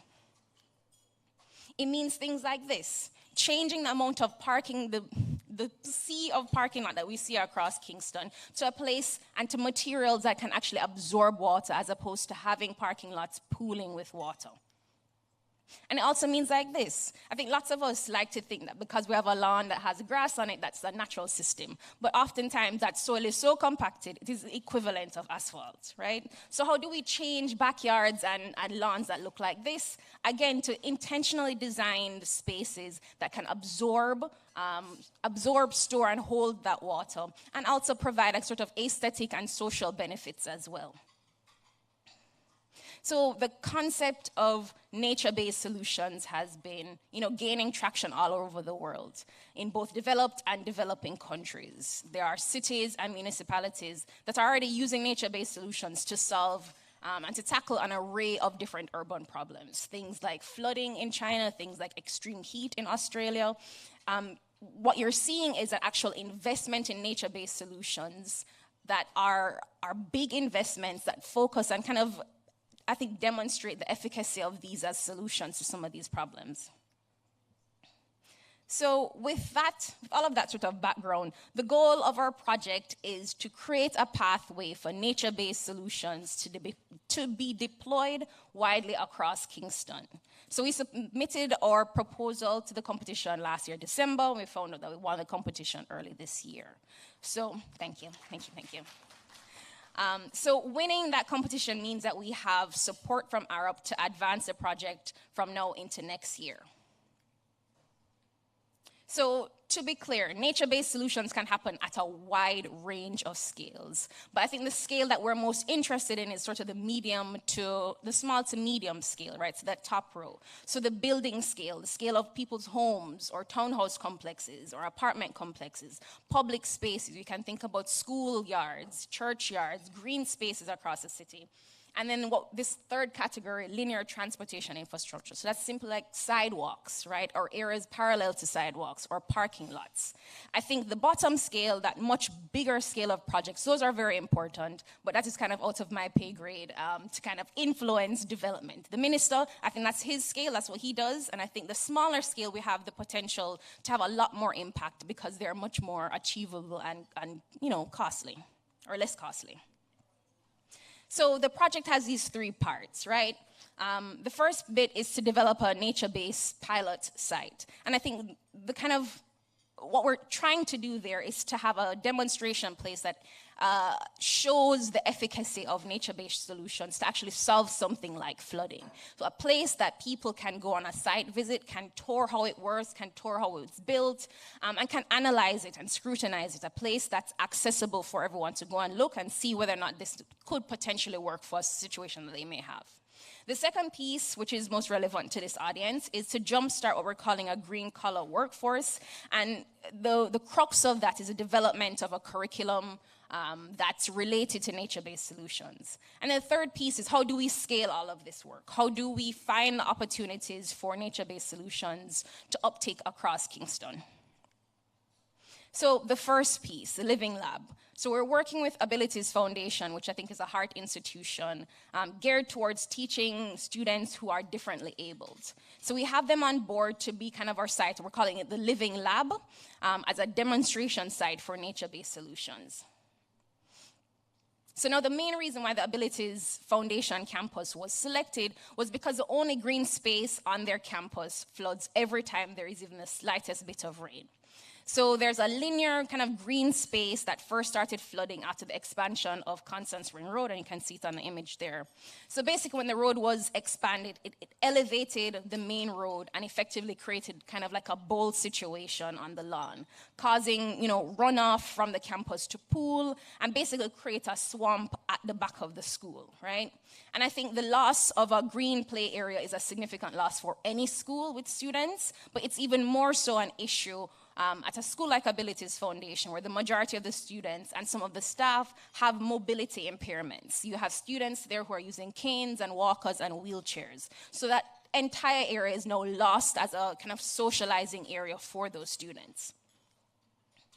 So how could we use nature-based solutions to solve an issue like this? And how can we not only look at solving the flooding, but how can we kind of co-create benefits that allow the students to really enjoy and inhabit this space? So these are just very early mock-ups that we kind of came through in the design phase or the competition phase, but we're actually starting the actual designing with a local engineering and design team early next year. And fingers crossed, we hope to have the project built and implemented by the end of the year. So the next piece, this is actually the last piece of the project, but I'm doing it first or second, which is a scaling strategy. So working with our partners at Arup, we hope to kind of have a design and evidence-based strategy that can kind of guide the targeting of nature-based solutions across Kingston to create the most positive impact. So this is going to be based on sort of a digital analysis, potentially like a GIS analysis of Kingston, and understanding the levels of imperviousness. And when I mean imperviousness, I mean what are the areas across Kingston that are made with asphalt and pavement and concrete, those areas that don't allow water to be absorbed, and what are those other areas that are natural areas or somewhat natural that could do a better job of sucking up that water and being sponges, really, right? So I think the idea with this type of analysis is for us to be able to figure out where are the opportunities. One of the ideas that we did come up with is the fact that schools and churches across Kingston actually have a lot of open space. What would it look like if we're reprogramming or re-landscaping some of these spaces to intentionally absorb a much more water than they're currently doing right now? The second piece of this is that we're working with the professional societies. So the Jamaica Institute of Architects, Jamaica Institute of Engineers, environmental professionals, and landscape designers or landscape architects to develop a toolkit that will help us to sort of streamline the process of nature-based solutions, right? I think it's very easy to talk about really cool and exciting ideas, but how do you actually operationalize those things throughout the building process? We know that getting projects done in Jamaica is kind of a complicated thing, but how can we develop a toolkit that makes it a very simple process for an architect to say, I would like to use a nature-based solution in this project. I'm picking out the design and I'm easily getting it approved. We're trying to work collaboratively with those organizations to figure out what that process will look like. And now to this piece, which I think is probably the most interesting for this audience, the curriculum bit. So we started having conversations with members of the HEART curriculum and standards team a few months ago around developing either a standalone program or a job search related to nature-based solutions. So the reality of the matter is that when most Jamaicans are building their homes or renovating their homes or looking for landscaping for their backyards or their front yards, they're not actually employing an architect or an engineer. The vast majority of us are looking for skilled tradespeople to help us to do these tasks, because architects and engineers are generally out of the price point of some of these sort of small to medium scale projects, right? So we really think it's important to share best practices and innovations around nature-based solutions outside of the sort of white-collar professions, engineers and architects, because that is where we're going to see the most impact, because that is where Jamaican people can actually afford to go to get these skills. So we are currently, and we've just started this analysis, working with members of the HEART team to kind of explore and understand the existing programs and standards and understanding the sort of relevance of this vocational knowledge to specific types of nature-based solutions. So this is just a subset of the existing programs that I think kind of lend themselves most or best to nature-based solutions. So I wanted to be able to give you guys a couple examples, right? So we can fully understand what I'm talking about. So an intervention like a bioswale or a rain garden, those things are very compatible with the existing landscaping and horticultural program. These interventions in the simplest definition are sloped channels designed to capture, store, and hold stormwater. So they're usually vegetated as in the picture, they're also mulched, and that allows them to hold a lot more water, absorb the water, and in some cases, depending on the plants they're using, it actually can clean that water as well, right? So obviously an intervention like this requires significant knowledge on plants, on gardening, on landscaping, and understanding soils, all of which those curriculums already kind of offer. But also it requires an understanding of contours and slope and understanding the impact of water on a particular site. So that may be a gap where this sort of nature-based solution module can fill in and kind of fill in the gaps of that information, right? Things like how to calculate slope, things like how much volume a site can produce, right? If looking on this picture, there are simple, well, I don't know about simple, but there are calculations that are being done to design these systems. How much water is produced on a sidewalk, how much water is produced on a backyard, and that is used to kind of scale some of these projects. So also information on, the choice of different materials. So on the last picture, we saw mulch. In this one, you're seeing stones, right? So the difference and the different choice and application of these different materials impacts the way that water flows. It impacts the ability of water to percolate, right? So I think there are already, it's very clear certain areas that we need to add to kind of beef up some of these curriculums to get us to be able to have students who are able to deliver interventions like this. Similarly, interventions like permeable pavement, which I'm sure many of you have seen already. This would already be familiar to a student who has potentially done the tiling program in the construction program.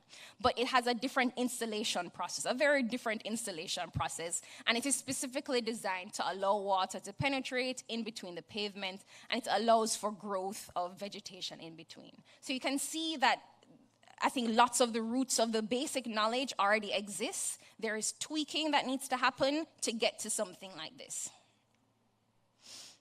And then HART already offers a rainwater harvesting course, which is very popular, which is probably one of the most common nature-based solutions, actually. And I think the structure of this program is very interesting, right? Rainwater harvest, I think the program itself is offered as a level 3 program, correct me if I'm wrong, under the plumbing curriculum. So maybe this is how we start to think about nature-based solutions. Maybe there are level 3 or level 4 programs within the landscaping space, right? So I'm going to conclude on this slide by saying that we have a lot of work to do in this process, working with HART, to prove that there is value in nature-based solutions and incorporating it into vocational education, right? Miss Yvette Barrett, who we've had conversations with, was very clear that we need to do this sort of front-end analysis to demonstrate the value in this idea, and I really hope we're able to do that in the coming months.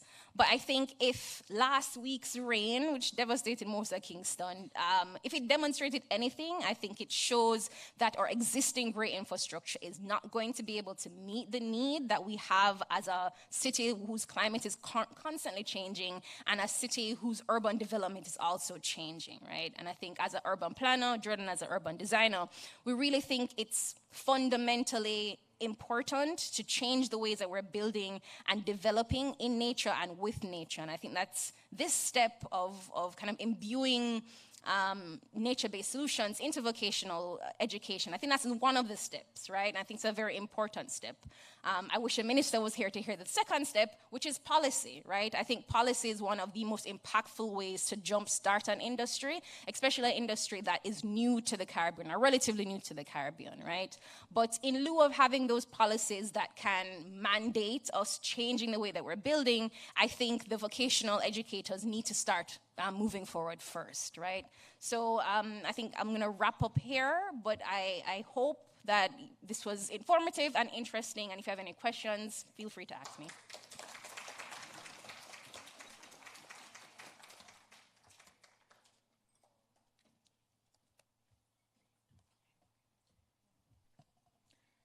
Ladies and gentlemen, will you agree with me in renaming this week TVET Wow Week?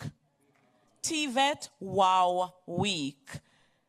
I see our managing director nodding, and she loves young people, so I know we would have gotten that nod. Let me invite Miss Marsha Grant to do the honors for us. Doreen, could you please join us back up here? Such potent and powerful presentation, and it's coming from a youth. And we are in Youth Month. Come on, give it up for our youth. Ladies and gentlemen, it's empowering to know that, you don't just get a degree and expect somebody to employ you, but you put that degree to work. You've become entrepreneurs. You're working with the largest training entity in Jamaica to ensure that the information is filtered into our curriculum so that our people can benefit, so that we can move from gray to what? Green infrastructure. Come on, give it up for Doreen one more time. Thank you so very much. All right. We are at a critical juncture in our program, and we have to be very mindful of the time. Ladies and gentlemen, we have persons who are leaving the country today, and so we'll need to get to the airport on time. But we will not at all compromise quality, because at the helm of TVET, successful TVET, is quality execution. But we're now at the path forward from summit to SDG success. Colleagues, ladies and gentlemen, Caribbean neighbors, family, friends, it is impossible to stand here for 3 days and not align the importance of everything that we have discussed to the Sustainable Development Goals. And so from the very onset, we would have heard our chairman or managing director or digital and transformation minister, all our ministers, every single person who came forward to this lectern would have emphasized on some critical sustainable development goals. And we're going to be having something on the screen very shortly. And I forgive me, to remind you to use up the technology in front of you, your tablets, Google Jump. So if you go on Google Jump right now, I'm trying to figure out what I did with the pointer. I believe Darren may have moved with it. It's there. Thank you. Right, so until we're able to get things up and running, can I just invite you quickly to go on Google Jump? There's a tablet at every table. We want to really maximize the use of artificial intelligence and the use of technology to really capture your feedback and to have you talk back to us today as we move from a summit to SDG goals. So naturally, we are talking about technical vocational education and training, so we're going to be looking at how this affects SDG number 4, education, right? So we're supporting the promotion of green jobs, especially for having dedicated targets to the promotion of technical, vocational, and educational skills. Ladies and gentlemen, critical also to the conversations were SDG number 7, where we are promoting renewable energy and energy efficiency among the main sectors for a greener economy and for opportunities for green jobs. So SDG 4, SDG 7, SDG 8 also, right? So we're committing to entrepreneurship and to the creation of decent jobs for all. SDG number 11, making cities and communities more sustainable. We just heard from Doreen.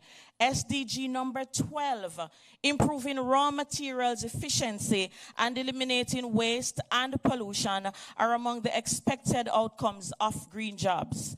SDG number 13, green jobs are concerned with the impact of climate action while promoting adaptation and mitigation strategies. And of course, we leave the best for last. SDG number, you want to guess? 17. It's impossible, almost impossible, for us to achieve all the previous outlined SDGs if we do not have robust partnerships within and among Caribbean people. And so, with that said, the path forward.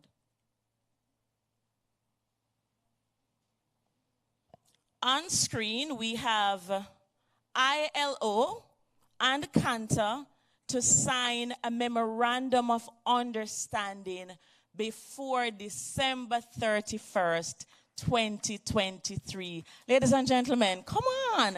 This deserves a hearty round of applause. In Jamaica, we can be very loud and proud, right? This is a time to be very loud and proud. So coming out of this summit, we're not just talk, we're action, action, action. Before the end of this year, 2023, we will have one of the most powerful MOUs coming out of this summit that will benefit the entire Caribbean. And so yesterday, or was it Monday, Tuesday, Wednesday, Thursday, the first day of the summit, I remember there was a presentation that looked at the fact that Haiti have a population of 12 million people, and majority of that 12 million is in the informal economy. This is going to solve that problem. Give another round of applause for this action right there. From the audience, any reactions? Anybody want to have an input? Not yet? We're still warming up. All right, so we move to number 2 in the interest of time. Strengthen social dialogue, like we're doing now. Setup of Sector Skills Council with support from ILO Trinidad Sector Skills Council Guide to be ready for early 2024. Another round of applause, ladies and gentlemen. And so what this will do is strengthen our human capital development across the region. Powerful. All right? Number 3, we're going to leverage ILO CINTERFOR capacity building programs across CANTA member states, all of us in here, and more, to accelerate capacity of the TVET response personnel to further support regional technical support. And so for this one, the ILO, I understood this morning, is it a university, is it a school? But we have the ability to develop programs that will capacitate our CARICOM members. And it's going through ILO and CANTA, and again, for that purpose, so that it is easily accessible. So we're removing all the blocks, the roadblocks, the bureaucracy that usually come when we do things in silo, and doing them from a larger perspective. Number 3, any reactions from the audience? You're putting them in. You want me to read from that when we get to the end, or you want to add your reactions? No, we have the option. All right, number 4, priority focus areas. Skills anticipation systems developed, quality apprenticeship introduced and strengthened, digital transition, resource sharing across Caribbean, occupational standards, curriculum, technical support between all of us. Now, we would have heard on day 1 that HEART needs to do a lot more in terms of sharing our resources, in terms of sharing our curricula, in terms of sharing other resources that we have. We believe that the share can go across, so HEART to Grenada, Trinidad and Tobago to Barbados. It can go across all the different areas. Resource sharing, ladies and gentlemen, not just in terms of the curricula that we use, the documents that we use, but also in terms of our human resources. Right? That is also very important. We collectively will have to figure out how we are going to do this. Are we going to do this through secondment? Is it possible? What are the strategies that we're going to do this through?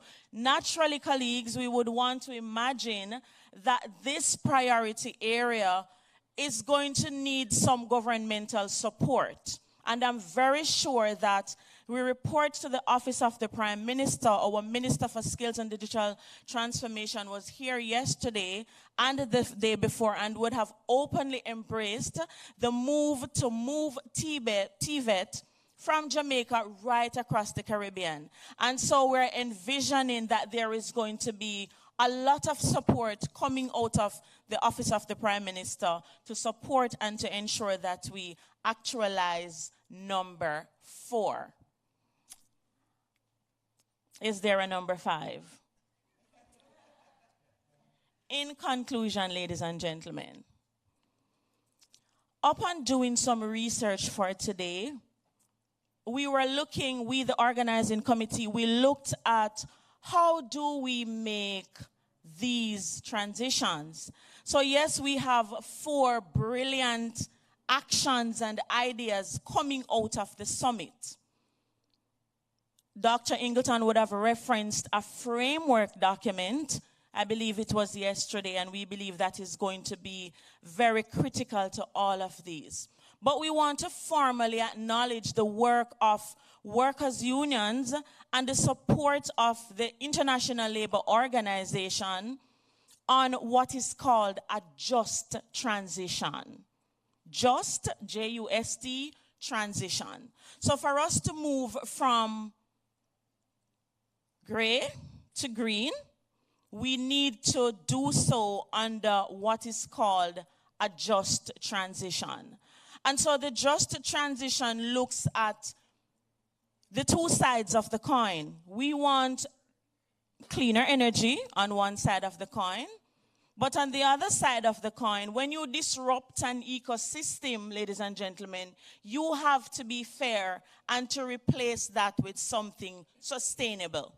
Right? And so coming out of that document on just transition, what we're seeing is the need, the critical need for upskilling the workforce so that the transition can be amicable, so that this transition can be fair, so that coming out of that, we do not have more crime and violence across the region. So if we displace people, we need to replace them in opportunities that are more sustainable. Wouldn't you agree?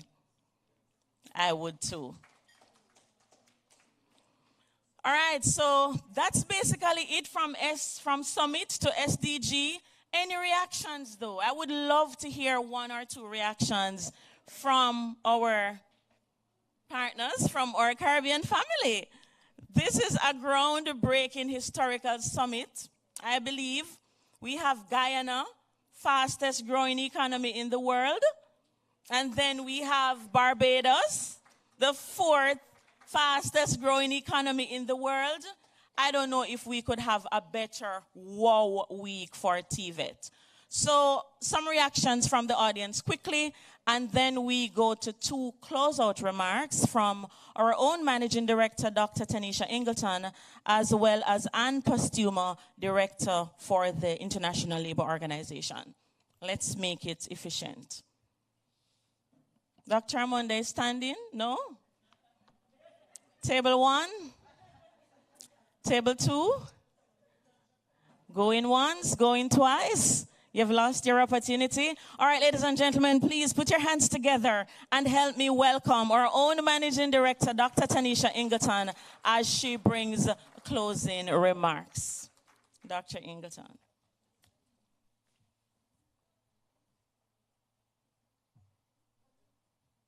Thank you so much, Mrs. K. Marie Forbes. Good morning. We are aware that some of our Caribbean delegates have a flight out, and so we're going to try to be as quick as possible. Indeed, we have had 3 days of rich discussions on how we can transform the TVET ecosystem for economic and social change. But to me, even though those discussions were rich, what stood out for me was just the camaraderie between all the Caribbean nations and nations of the Americas. Could we just give ourselves a round of applause? We have in a space policymakers at the highest level. We had government ministers. We had heads of institutions. And we did not have a fight in this room. And oftentimes, you know, Mr. Eastman, when those bodies meet, it's a lot of fight. But over the 3 days, we had camaraderie. We had support. We had rich discussions. And look at what we're moving away with going forward.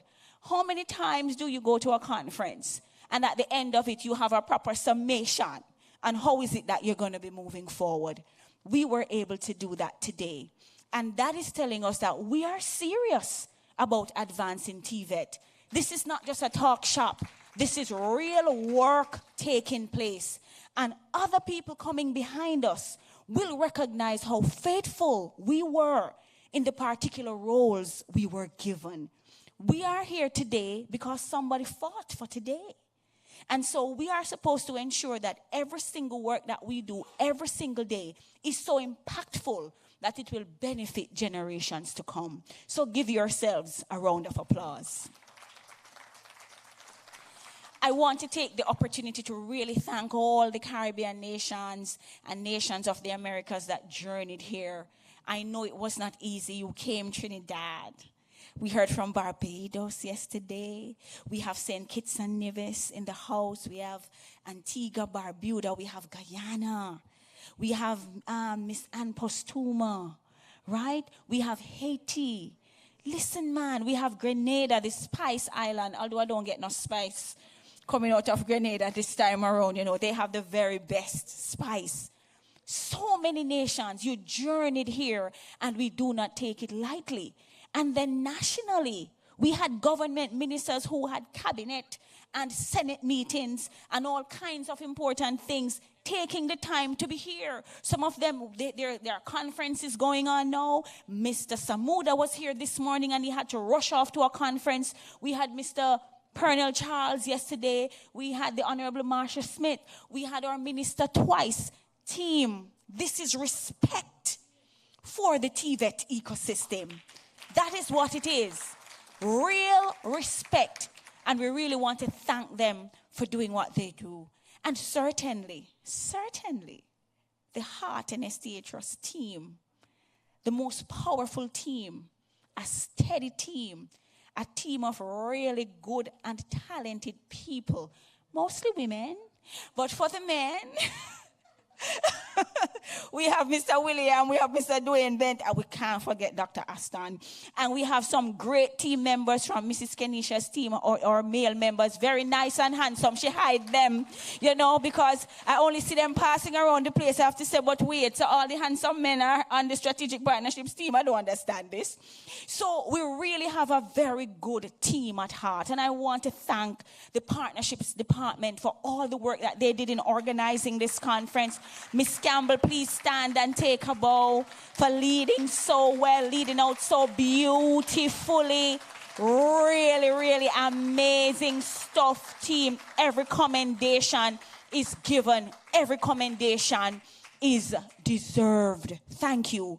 And then we had awesome support from the marketing team. So I want Miss Julia, please, so everybody can see you, for the support the marketing team gave.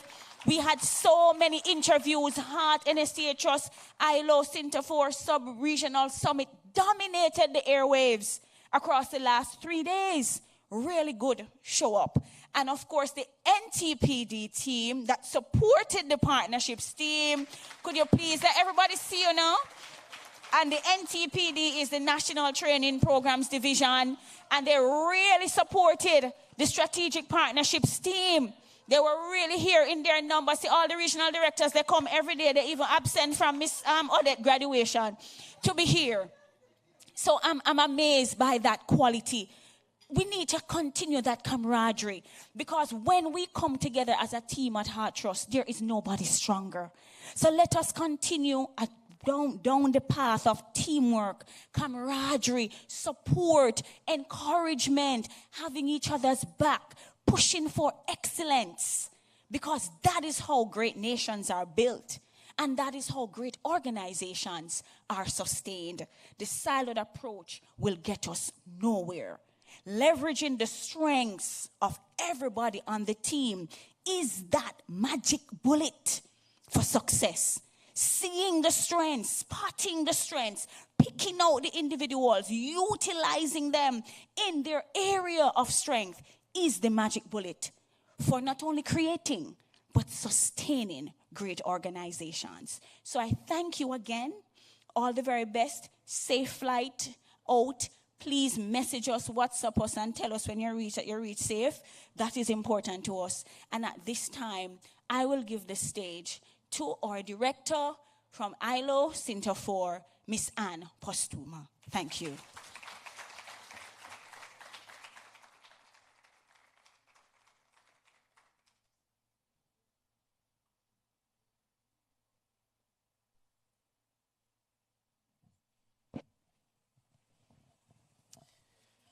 It's really a great pleasure to be here and to be here. Have been here from the start and throughout and coming to the conclusion of what we will all agree was a very groundbreaking summit and this great new impulse for bringing together the TVET institutions in the Caribbean region.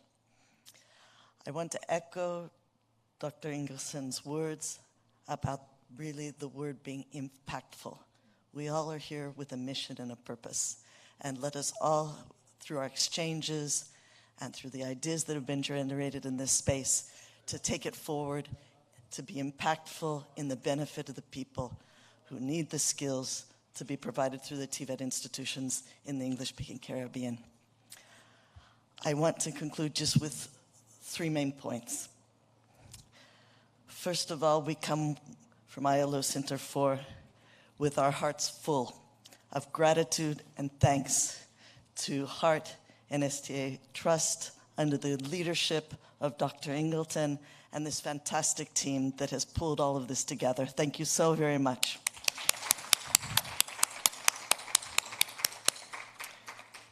We also come with our minds full of the ideas, the ways to try and take forward TVET, how to work from our position in the ILO and in ILO CINTERFOR. We have absorbed a lot of the information provided. There have been the most high quality presentations and exchanges from the stage, during the coffee breaks, catching each other. We came here to listen. We came here to learn. We came here to understand the priorities and the needs. That's the reason why we exist. This is why CINTERFOR was created, to respond to the needs and the demands of our constituents. So we come very satisfied because our minds are full of what we have learned from these days, and that is thanks to all of you. Finally, we come with our hands also full and ready to serve. I would say that we have our sleeves rolled up and our laptops pulled up and ready to be able to elaborate and share in the design of a path going forward. I think we're all pragmatists. We know that we have to have a design of a plan to be able to take it forward. And what's beautiful about what's taken place here is that it's very much a collective project. And in that way, as we all know, with our hands together, you move forward collectively. That's the most solid way of progressing and inducing change and being, in those words, impactful. I'd like also to echo Dr. Ingleton's words that it's about leveraging the strengths of all in the team. And I understand that everyone in the room and the teams that you represent in your respective TVET institutions, we're all part of that team. So let me conclude again with our hearts full of gratitude to Heart, to the team, and to all of you who are here representing your institutions. We came with the mission to have this space, but also to strengthen all of our linkages. And I feel that we have managed to succeed with that objective. And again, thank you very much from myself, from Gonzalo Grania, from Rodrigo Filgueira, from ILO CINTERFOR, and our other team members in Montevideo, Uruguay. Thank you.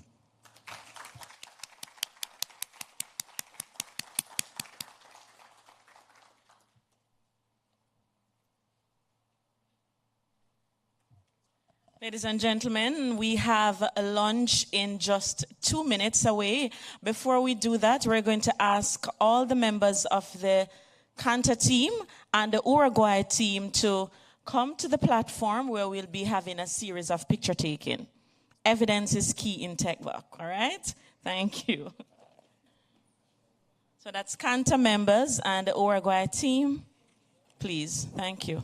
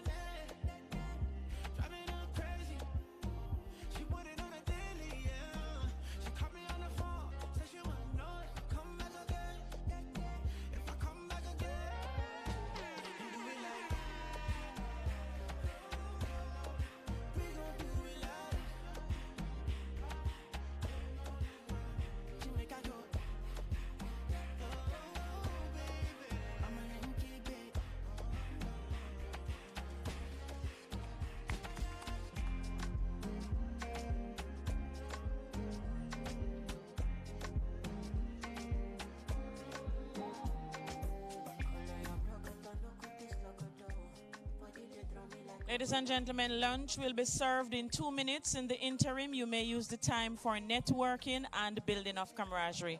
It was our pleasure serving you. Have a great rest of the day.